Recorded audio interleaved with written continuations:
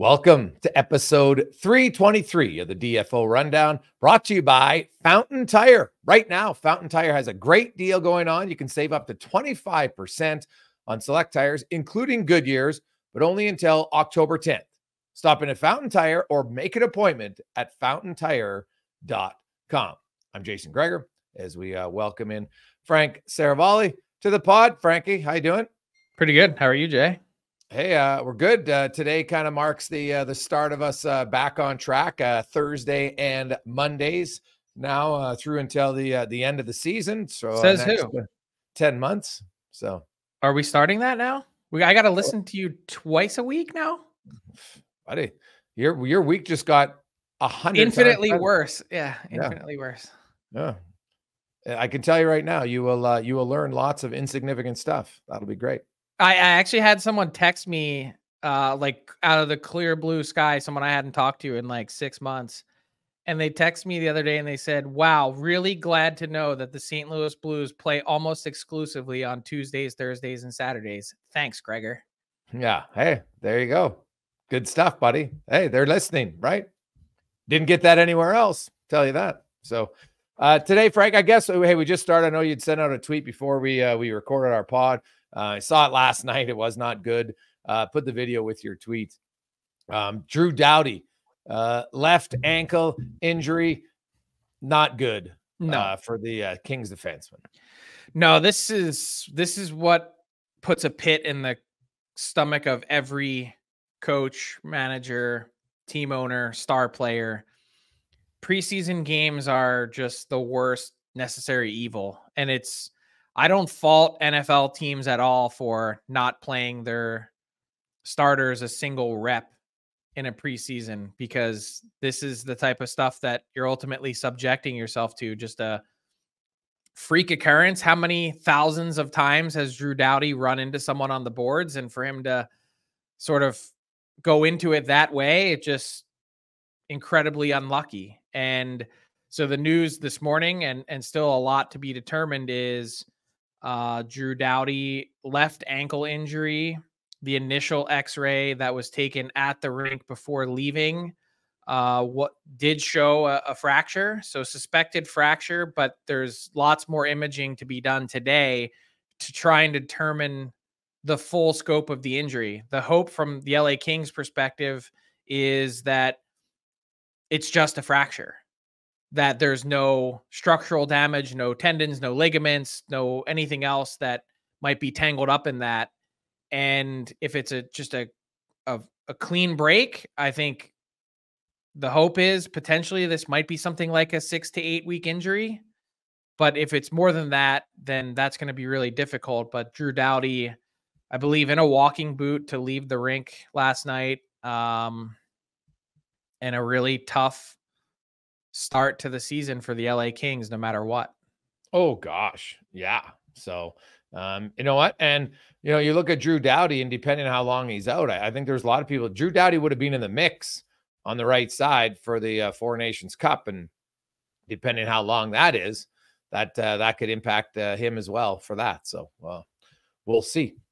We have previewed the Metro and the Central Division. We started with the Metro. We like to go east-west. Now we'll go back to the east. And today we will set up the Atlantic Division. We always like to start top to bottom. A lot of people, and I would agree, the Atlantic probably definitely the best at the top of the division for sure. Should be a very competitive division.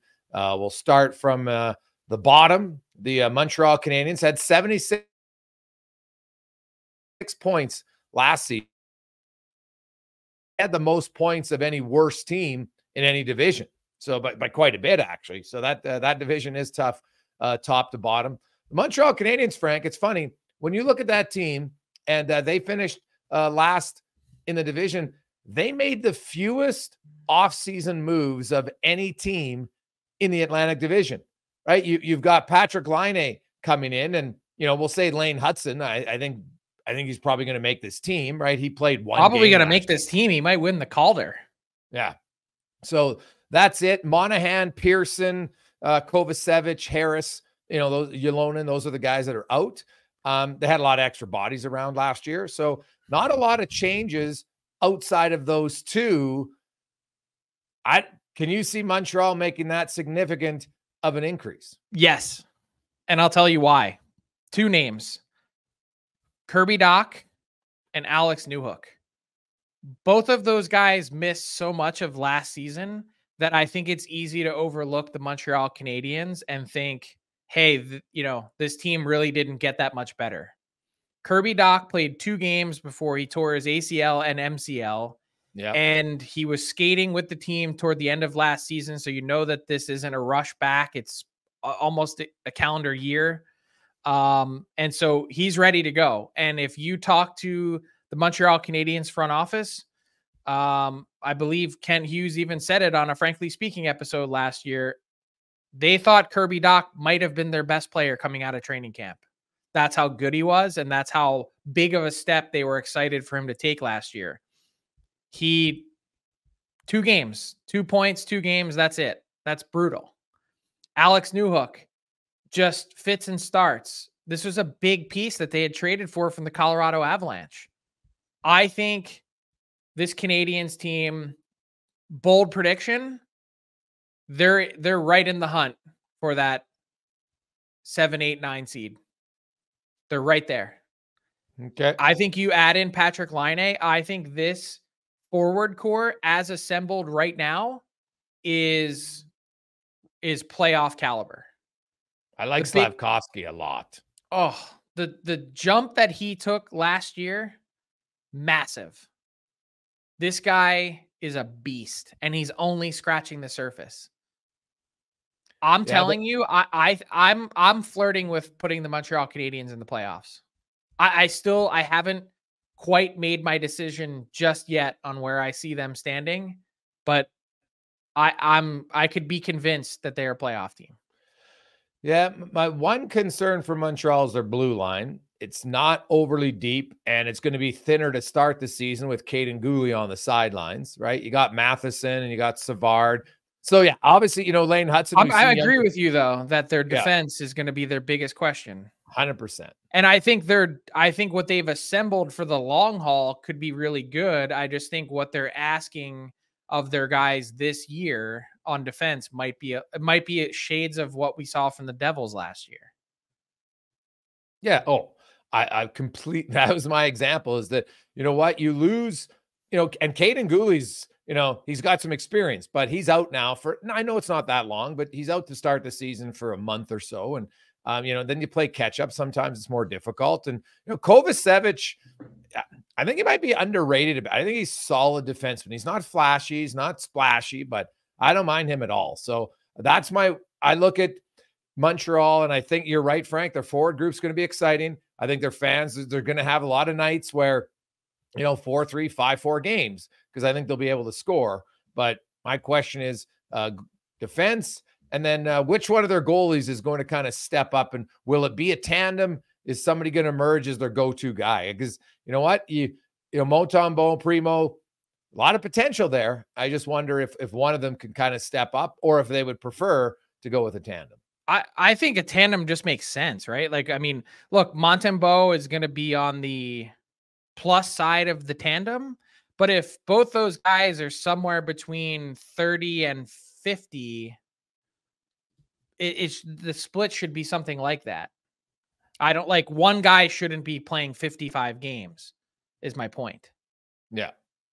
But I really like what they're putting together, and like I think you need some big seasons, like where Josh Anderson last year was hugely disappointing for him. Can Cole Caulfield take a step? He took one last year. He went from 26 goals in 46 games to 28 goals in 82 games. That's big. What more is there? Can he get to 40? I don't see any reason why he couldn't. And then the big X factor is what's up with Patrik Laine. Yeah, 100%.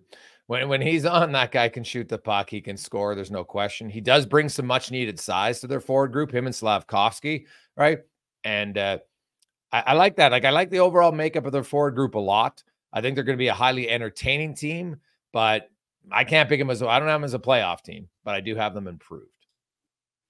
Okay. Slavkovsky, 20 goals, 30 assists for 50 points last year in 82 games. But when you look at his splits in the last chunk of the season and the pace that he played at, if I'm not mistaken, he finished the second half of the year at a 76-point pace. Yeah. What's a realistic? I thought he'd be a 75-point player this year, which is a pretty big jump from 50. I think he could be more than that. I wouldn't be shocked to see him at a point a game or north of it. Okay. That's how good I think he is. So let me diagnose the rest of this division. We'll do it in real time before I give you my exact standing on the Canadiens. Okay, so we'll do our rankings of each team at the end. All right. Okay, I like that. A little scheduling quirk. I'll tell you right now, Frank. If you want to go to Bet365, put this in your bank for guaranteed loss night. The Montreal Canadiens play in Florida and Tampa on December 28th and 29th, then fly across the country to have to play Vegas on New Year's Eve. There is ever a guaranteed loss night that you might want to look at. Look at that. From Florida and Tampa all the way to Vegas, 3 games and 4 nights. So that's my one little scheduling quirk for the Montreal Canadiens. Save it, you degenerates. Yeah. So also no surprise, the Habs play pretty much every Saturday. There's only 2 regular season Saturdays they don't play. So they get a lot of Saturday night games. The old hockey night in Canada's. Really? That is some news. The Montreal Canadiens play on Saturday nights. Yeah, hey, dude, I'm just saying. But you know what? They don't play the most Saturdays in the NHL. Who does? Toronto? No.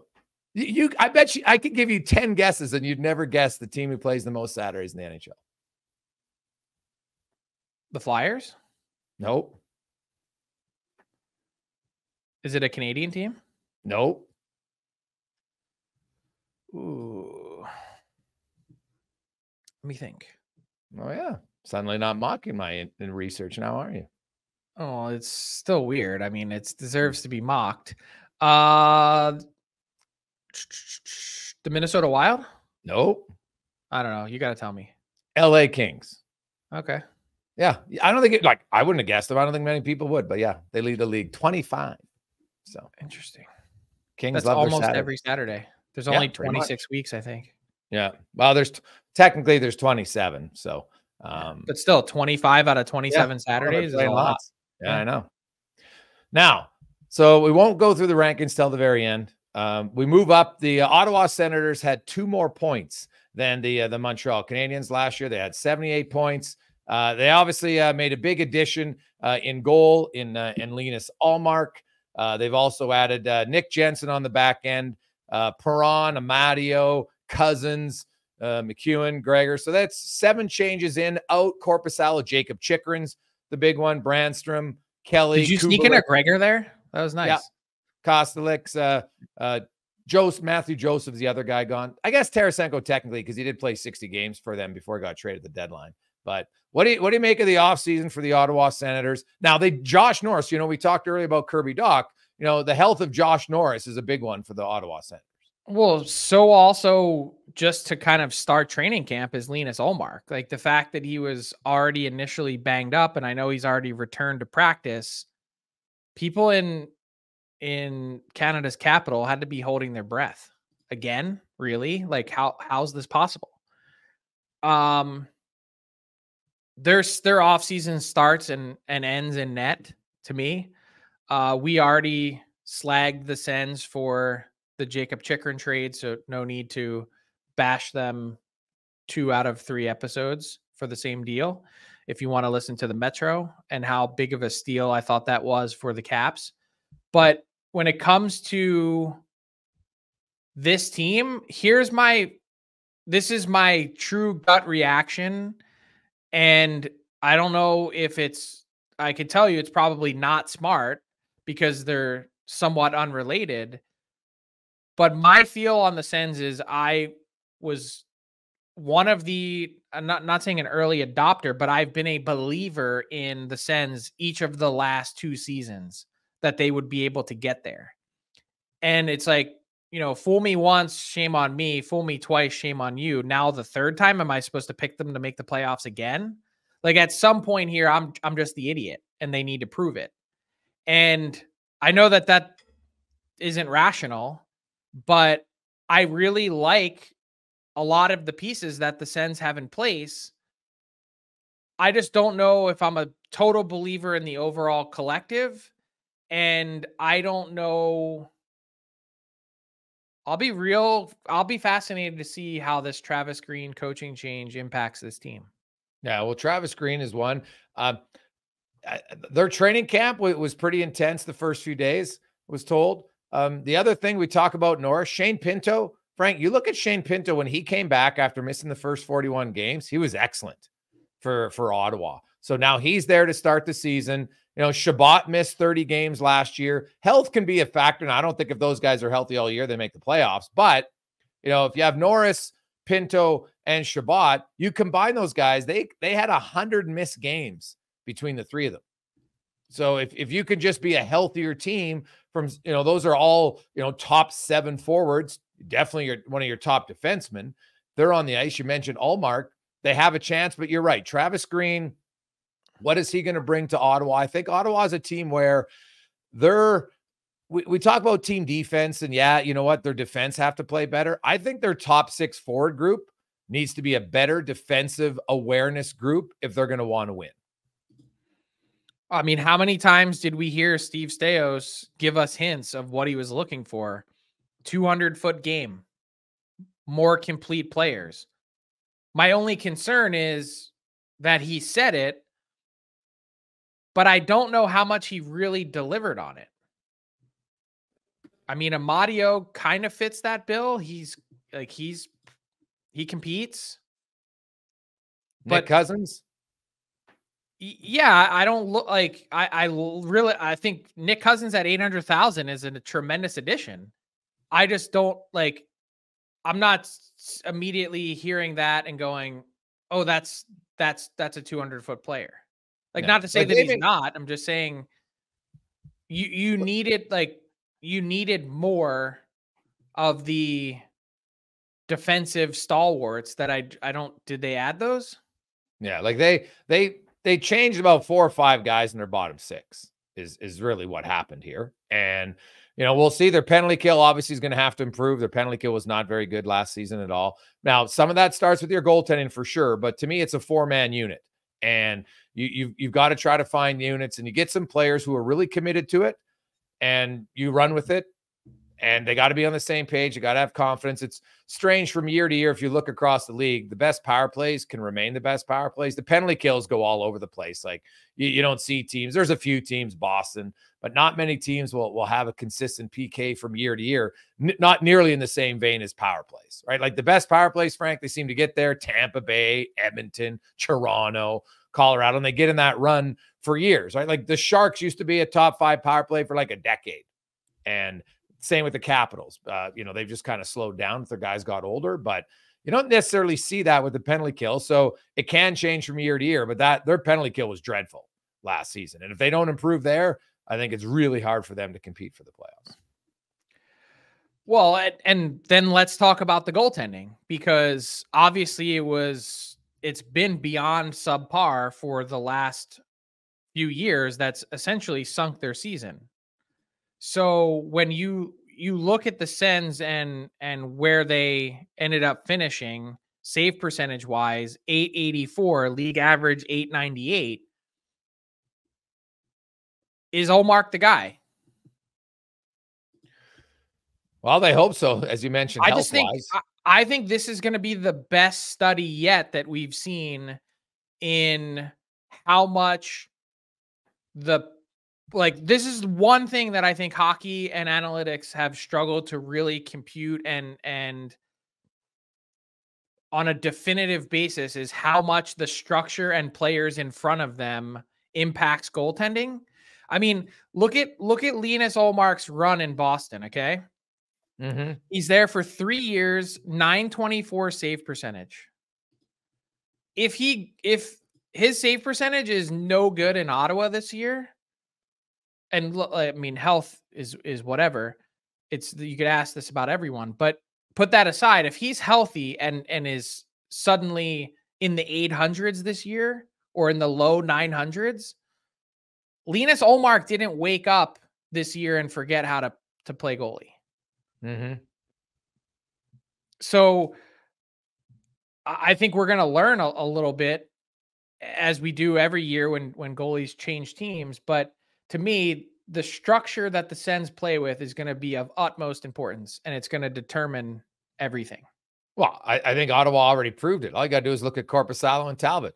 They switched teams from LA to Ottawa, and their save percentages went with them, right? Talbot in LA was good. Goes Ottawa, man. Korpisalo in Ottawa, man. Goes to LA, decent. And so I think we know that the LA Kings, they have always been a pretty good defensive structure team. And what's interesting, Frank, the Atlantic division's had a lot of goalies move. Korpisalo's going from Ottawa to Boston. Ullmark moves there. James Reimer moves within the division. Stolarz is moving from Florida to Toronto. So there's lots of interdivision moving amongst the goaltenders in that Atlantic division. And we'll see. Like Stolarz, he had a 925 in Florida. You had Samsonov and Jones, who had like 890 and 902 in Toronto. Right now, Toronto did change a lot of their defense. So we'll see, kind of how it works. But you're right. There are some examples that people want to look at it, that a goalie from year to year. Now, we have seen goalies stay in the same team and kind of have a big drop off. I think that's more one way. But that's the position. Yeah. That's the definition of the position, is how fickle it is from year to year. Yeah. So sometimes it is, you're right. They'll have to look at more, where the quality chance is coming from and what type. I know Kevin Woodley's talked about this a lot. Certain goalies are better off, right? Some struggle more off the rush, right? Where some excel off the rush, right? So it all depends on what's the strength of your goalie.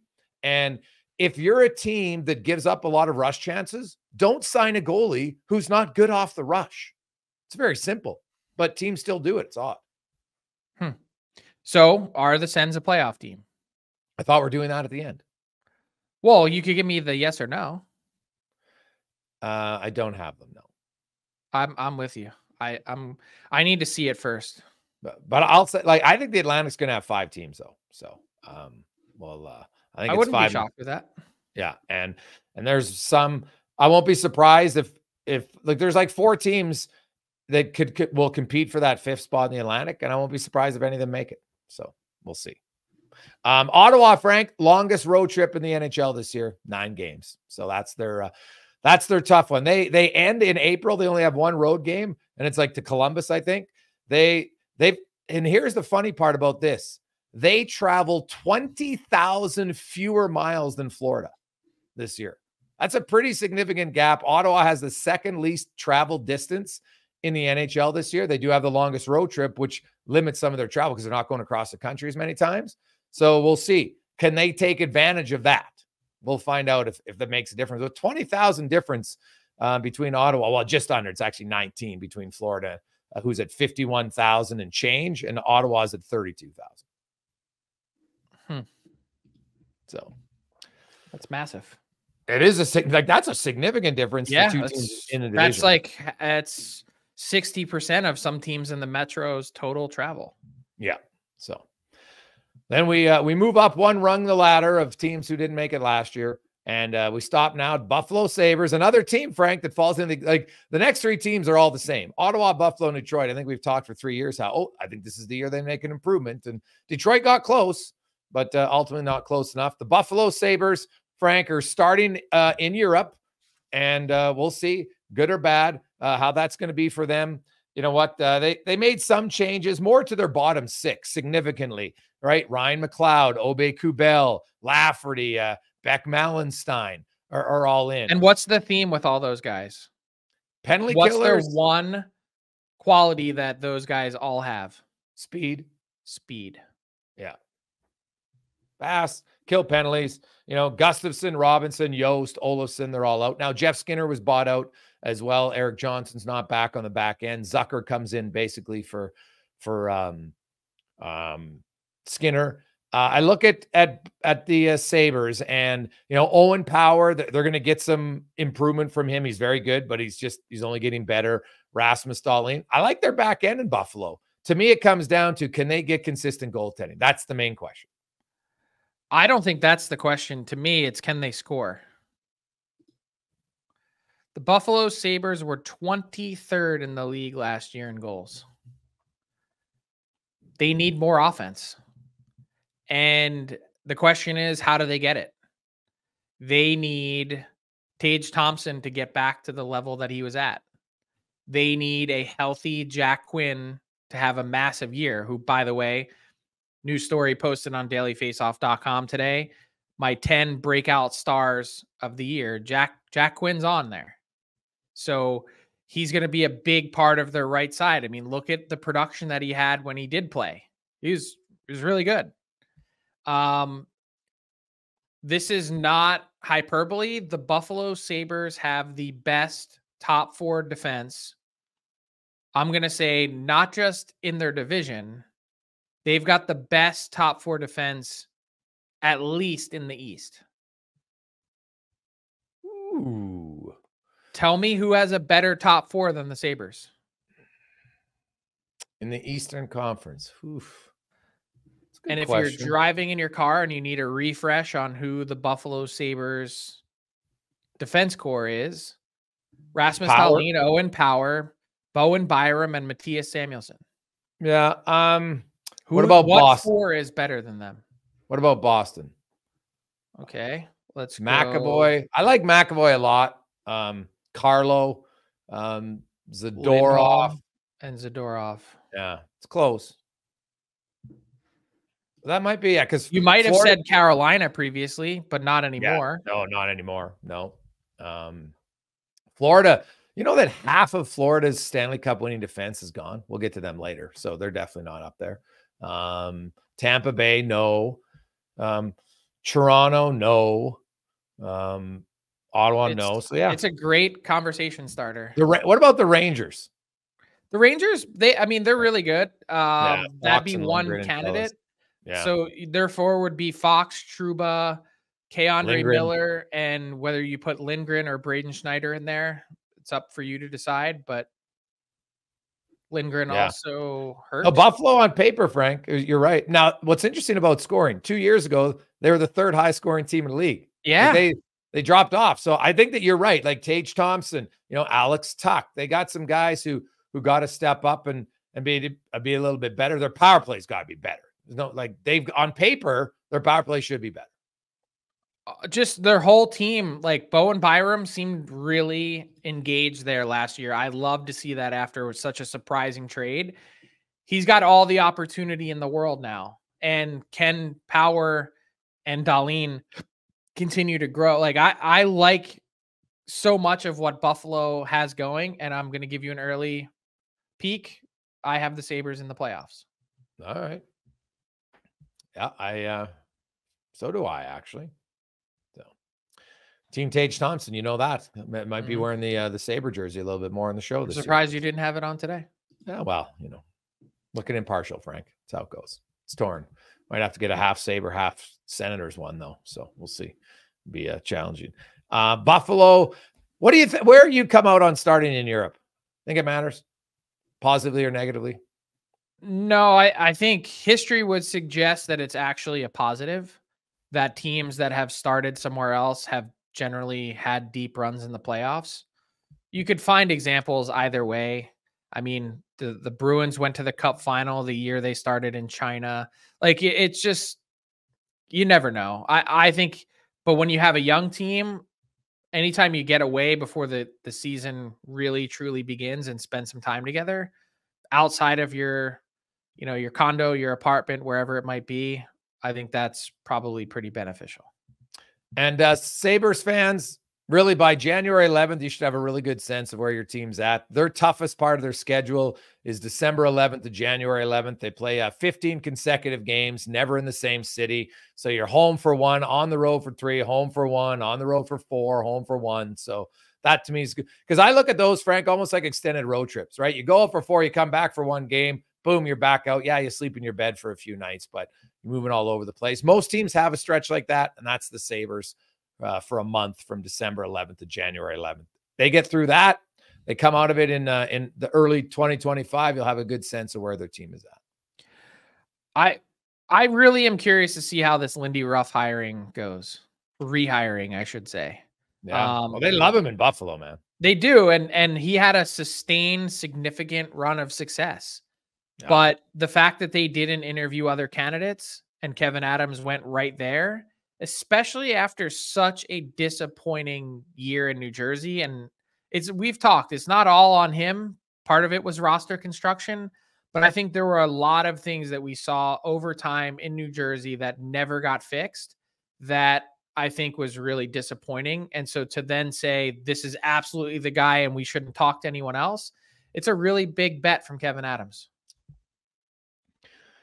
Now let's move along to the Detroit Red Wings, who, man, I still wonder how frustrated they are about missing the playoffs. Obviously, they had 91 points, so to lose on a tiebreaker, and they were in control and really just kind of, stubbed their toe here down the stretch. Now they did win their final 3 games of the season, but they'd had that lengthy losing streak prior that really kind of cost them.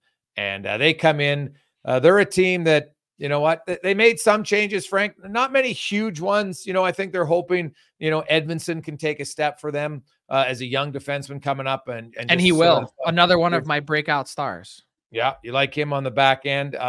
He's instantly their second best defenseman. That's a really good thing, but also really bad for the Detroit Red Wings because. You think he's going to play top 4 minutes? Yes. Okay. I think he's that good. I think he's that ready. I think he should be playing 20 minutes a night right off the hop. The problem is that he's immediately your second best defenseman. He's been on a pair with Petrie all training camp so far. Okay. Well, yeah, I put him with a veteran and, you hope that, that's going to help him out. I look at Detroit and, hey, you get Patrik Laine for a full season. He was great in the 50 games he played last year. Speaking of Patrik Laine, probably not this season, but next year he's going to become the all-time leading scorer amongst the American-born players in NHL history. So shout out for him for that. He'll get his 1,300 point this season. He needs 16 to get to 1,300. I think he'll become the 38th player in NHL history to reach that mark. And, he's a hell of a player, man. I look at Detroit and they got a lot of things right, Frank. I just, you mentioned Ottawa, you mentioned Montreal, you mentioned Buffalo, all these teams that they're waiting for them. Can they do it, to me, is the question. And, goaltending, what's going to happen? What are they going to do there in Detroit? They got a boatload of goalies. I don't know if they can trust Husso or not. Alex Lyon might be the best guy. You got Cam Talbot. Goaltending, to me, is the question mark. And who's it going to be and how often are they going to play? It's bananas, the 5 guys they have there that, one of them, and maybe probably not the lowest rung, but Sebastian Cossa is a first-round pick that you've got 5 goalies for 4 nets. I don't know if they're just anticipating on losing one of them on waivers or what, but they might keep 3. They did have 3 almost all of last season, if not the entirety of last season. Yep. So it wouldn't be shocking, but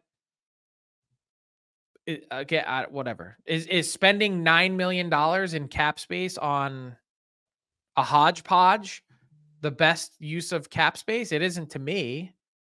It's not like you got through it and you're spending 4.5 or 5. That's that extra $4 million, $8.9 million. That's a whole significant roster piece that you don't have. So here's the deal for me with Detroit. They don't have the back end to be a Stanley Cup playoff team.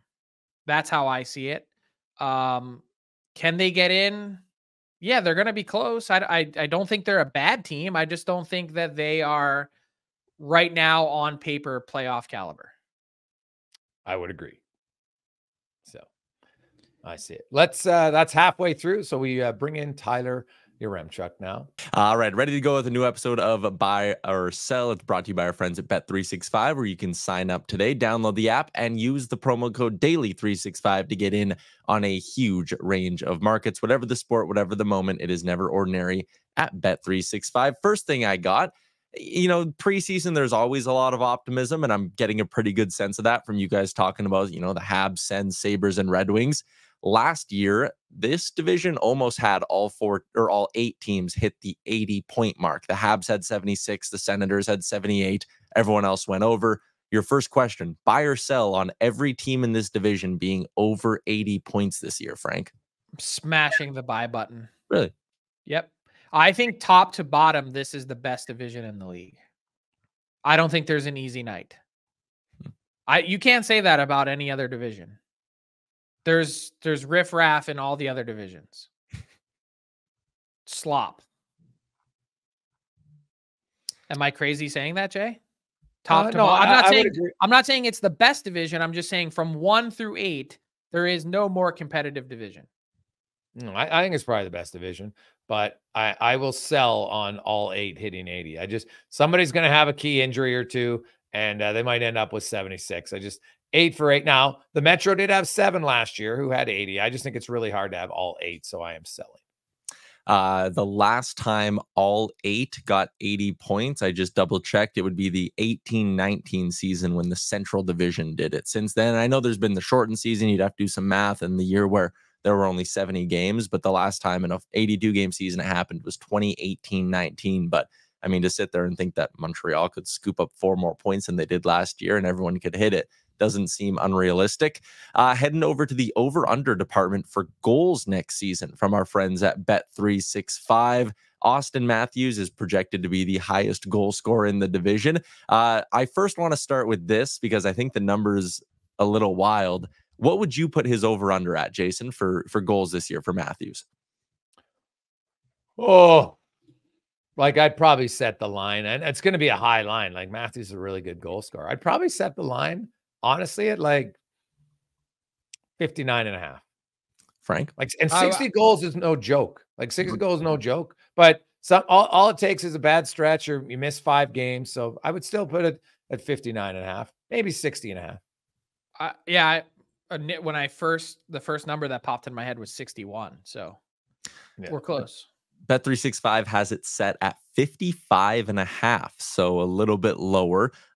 Assuming you would both buy on that, since your over-under was a little bit higher. I'm curious to know if you guys had to buy on one player to be the second highest scoring player in the division, who would it be? And it's interesting to look back at last year. This division produced a ton of the top 10 goal scorers in the league. Obviously, Reinhart finished second with 57, but Pasternak finished 7th in the league. Point was in the top 10. Kucherov was in the top 10 as well. Greg's, if you had to buy on one player to be second highest in the division in goals, who would it be? Oh, I'm smashing all day on old Pasternak for sure. He's an elite goal scorer. He's top 5 goal scorer in the game. So I would take David Pasternak. Really? He had 10 fewer than Sam Reinhart last year. Sam Reinhart had like a one-time career out of this mind year. Okay. He also had... Let me see. Is there anyone else in the division? I guess that would be it. I'm going to go with, Pasternak is I'm not knocking you. It's the obvious play. Kucherov had a career year at 44. Like the next guy I would bet on would be Braden Point if we're looking at goal scoring. Yeah, and he had technically for him, it wasn't a bad year, but a down year at 46. Yeah. He had 51 the season prior. You know what? I'm going to go with Sam Reinhart again. I don't think last year was a 1-year flash in the pan. You guys talked about the Montreal Canadiens and the excitement there. Obviously, they have 2 big goal scorers in their lineup with Patrik Laine and Cole Caulfield. Their over-unders are right next to each other. One of them's at 29.5. The other one is at 30.5. If you had to buy on one to outscore the other, Laine v. Caulfield, who finishes with more goals, Frank?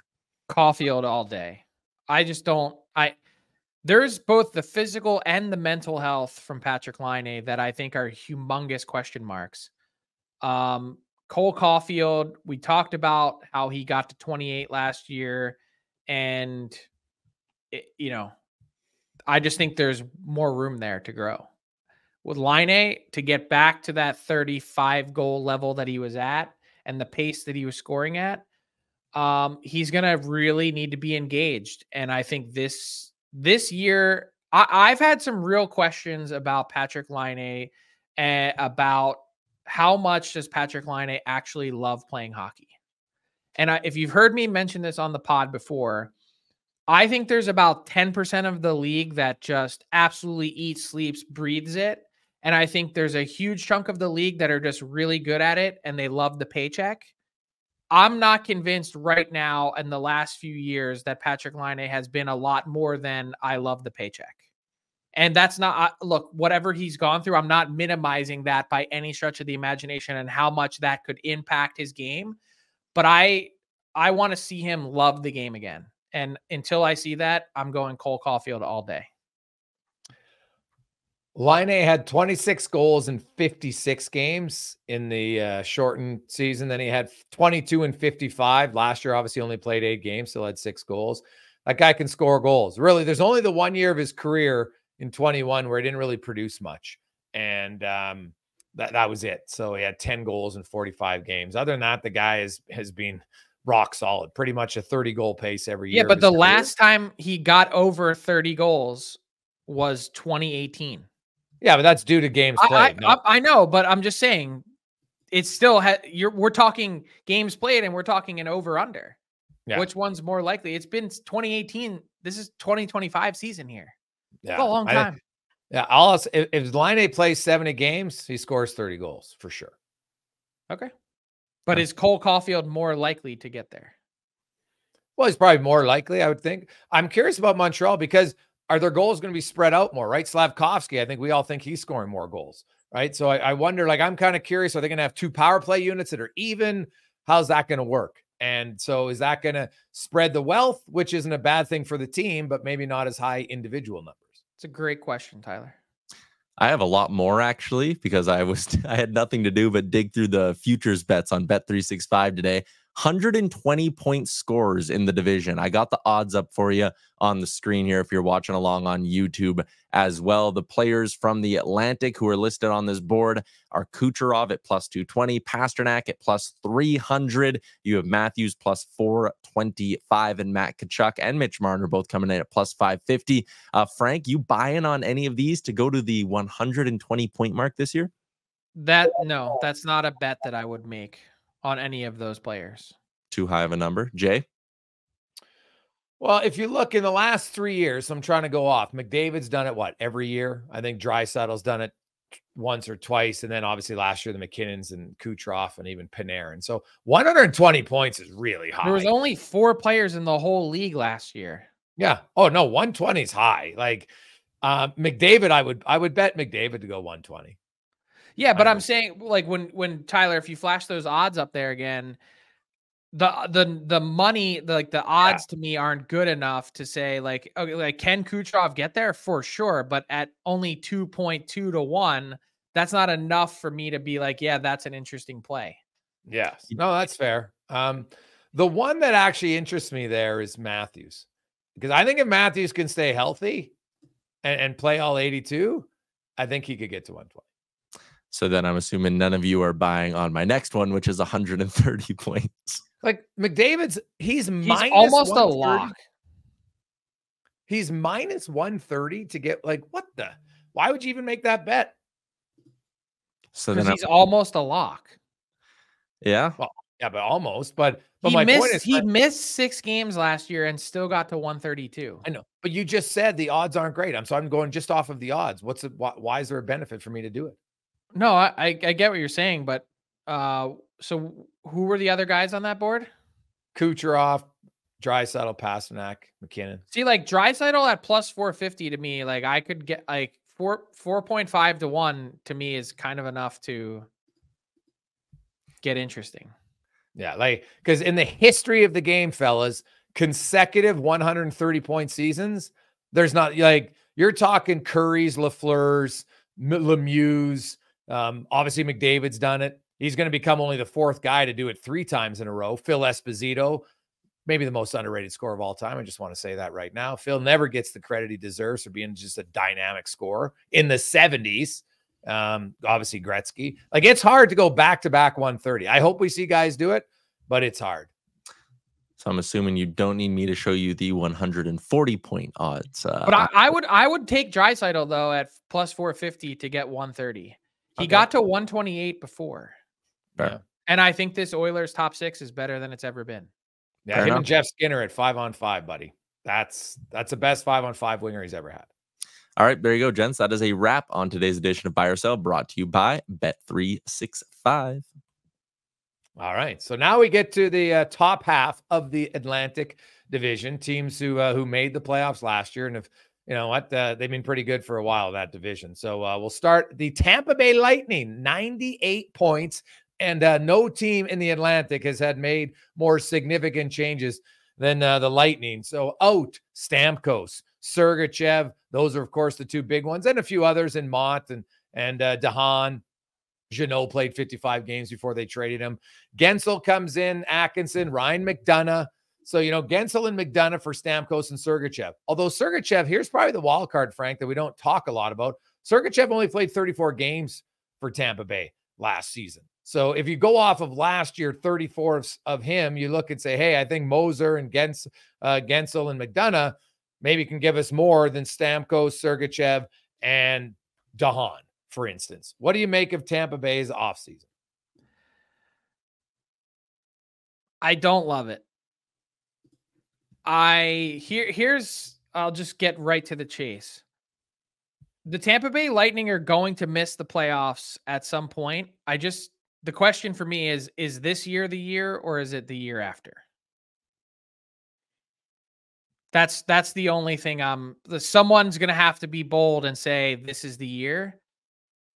I don't know if I can quite muster up the courage yet, because you look at Gensel and I think the way he played in Carolina after changing teams was so good. And I think my guess is the Lightning knew something about Sergachev and his ability to play after that gruesome injury that really steered them into making that trade. I still don't really understand Ryan McDonough at full boat, given how last year went for him. Not that it was bad. It just, he's got, 2 years left on his deal. Ryan McDonough is on hole 16. I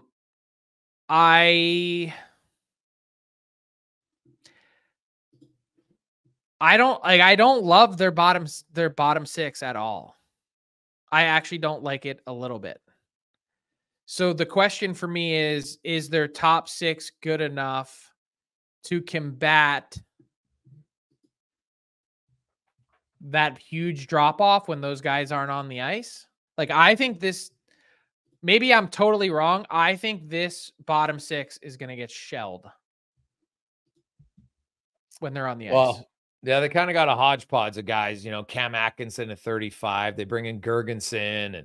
And, now I don't mind Essimon and Luke Glendening, energy guys for what they are. They bring in Ylonen from Montreal. So you're right. It's a lot of, Logan Brown there, I guess, is another guy maybe. But yeah, it's a fair question about their bottom six. But I think their top six is still good. They're going to get Vasilevsky right from the start of the season. So I think they're a playoff team again still. I just think they have too many high-end talented guys. I think the only way they miss the playoffs, defense for, that's where Hedman was so good last year, and I don't know if enough people talked about how good Hedman was last year. Yeah. And I love Chernak, dude. And Servix, I know I'm telling you, or Perbix, excuse me. Perbix is. People are going to look and say, "How the hell did Tampa Bay just cycle another defenseman in?" I talked to a lot of scouts, man. They love that guy. Yeah, and look, you talked about Moser and his impact, and you think he can be better than he even showed in Arizona. I don't know that enough people talked about the idea that Vasilevsky was very average last year. I know he missed and didn't come back till basically U.S. Thanksgiving, but he still got in 52 games and had by far his worst save percentage of his career at .900. Well, they overplayed him in that stretch of games, right? Because they had to. That was, I think, he played 52 games, and as you said, Frank, he didn't start until November, right? Like, even his save percentage in the playoffs was sub 900. The big cat wasn't big last year. No, I think coming off an injury, I think health was there. The other factor I give in Tampa Bay, I think they have one of the best coaches, and his coaching will keep them in the playoffs. Okay, I'm really torn on Tampa. Okay. So then you move up a notch in the to the Toronto Maple Leafs, 102 points last season, and the Maple Leafs made some significant change. Really, hardly any changes up front, only very much. But on defense, you have Samsonov is gone, Jones is gone in goal. They had 890 and 902s. Then you threw Giordano's gone, Brody's gone. They bring in Tanev, OEL, and Hakanpää, although the health of Hakanpää is a question. Stoller's in goal. And Max Pacioretty's on a PTO, Frank, but is lighting it up and might get himself signed. So it's really goaltending and defense. Goaltending and defense in Toronto. I look at OEL was unreal for Florida in the playoffs. Yep. He might have been their best defenseman. He was really good. And, Chris Tanev is what he is. He's a great defensive defender, which is what they need. Toronto, to me, they're a lock playoff team. I think they're a lock 100-point team. My only question about Toronto is come playoff time, can their big guys actually produce close to what they do in the playoffs? Because if they don't, they ain't winning. That never gets talked about. Just go look at Toronto's, go compare Kucherov and Point and McDavid and McKinnon and Draisaitl, all the other big superstars. They if not, it's some of them, Draisaitl actually, his points per game in the playoffs is better than it is in the regular season. Yeah. I do think people, to be fair, I do think people in Toronto talk about that. We could just hit skip on the regular season for the Leafs because, again, it doesn't matter. They're going, to your point, they're going to be a 100-point team. They're a for sure playoff team. They might even be a better team than they were last year. They might be.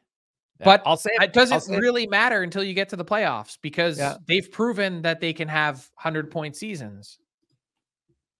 Yeah, I'll say it matters in the sense that if you're Toronto, you'd love to be able to finish first and get home, get home ice longer. I just think that could help them realistically. Each of their last 5 82-game seasons, they are a 100-point team. Oh, I know.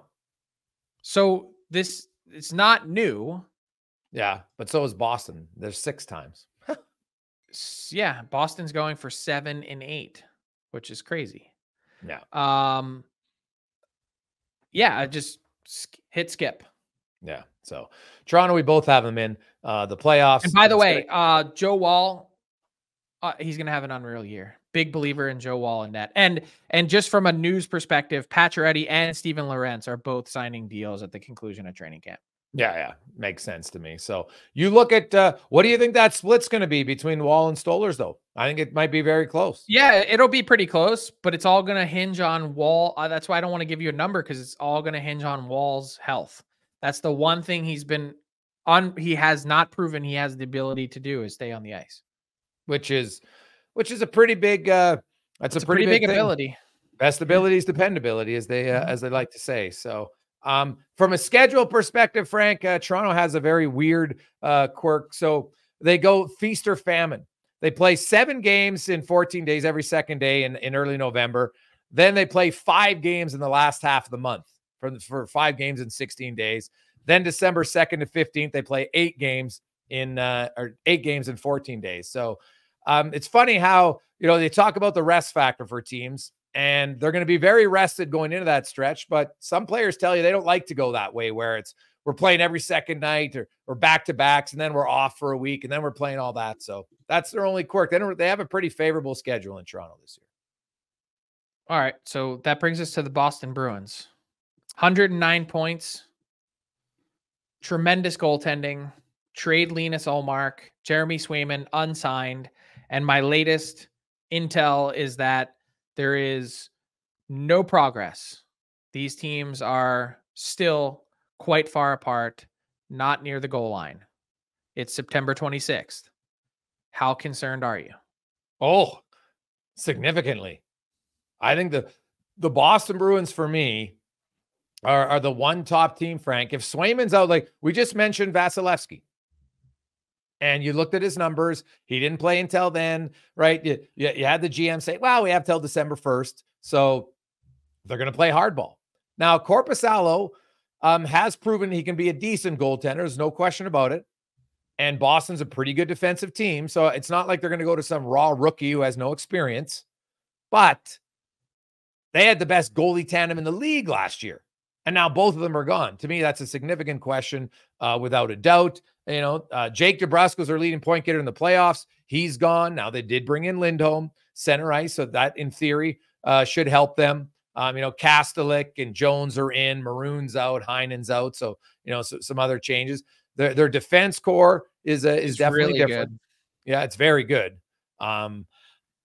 And I think their defense core, we talked earlier about systems and goaltending. I think that's going to help them. But last year, actually, Boston, Frank, according to Kevin Woodley, they gave up a lot, more than you would expect, and their goaltenders came up pretty big. So I think Boston's goaltending last year was worth 11 points.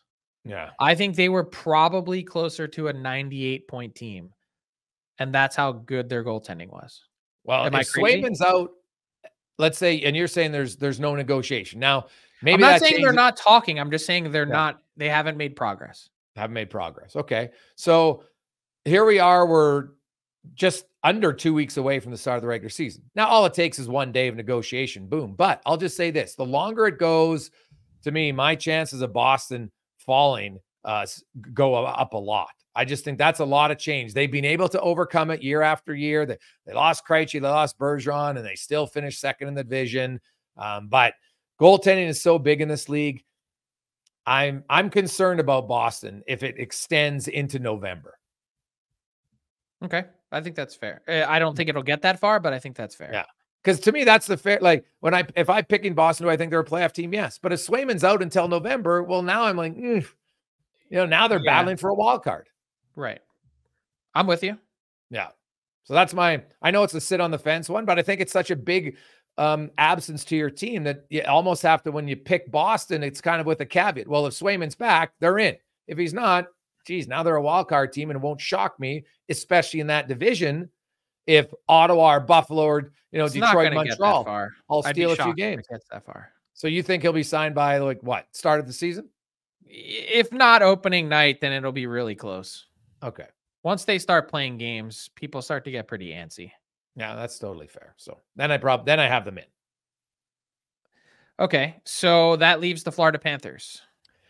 And as I mentioned, so they only played 6 D-men in the Stanley Cup Finals last year. They're super healthy, and that's great. But half of them are gone. Oliver Ekman-Larsson is out. Kulikov's out. Montour is gone. Like, that's pretty significant. And if you look at, they're replaced him with Nate Schmidt.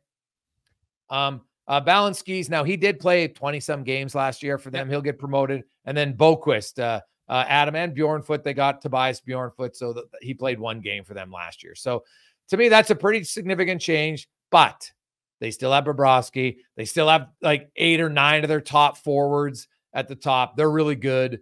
I have them as a playoff team. I don't have them finishing first, though, in the division. I don't either. I'm with you. I think this defense is a work in progress.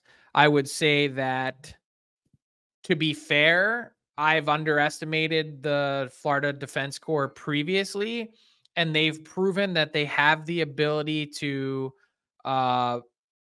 really get the most out of guys that they grab off the scrap heap. And they've found really nice fits for what they're looking to do. So I don't want to underestimate that part too much. And I also underestimated the Panthers as a whole last year, saying that they were going to be in tough to make the playoffs because they were missing Ekblad and Montour for so long to start the year. They were back by early December and off they went. They never missed a beat, and they were great all season long. Panthers are still a legitimate Stanley Cup threat, I think. But I don't have them finishing first in the division. And after 2 trips to the Cup final, I don't think that it really matters where they finish. No, that's totally fair. Who do you have first? Toronto. Me too, actually. So. Okay. So you got Toronto 1. Who do you got 2?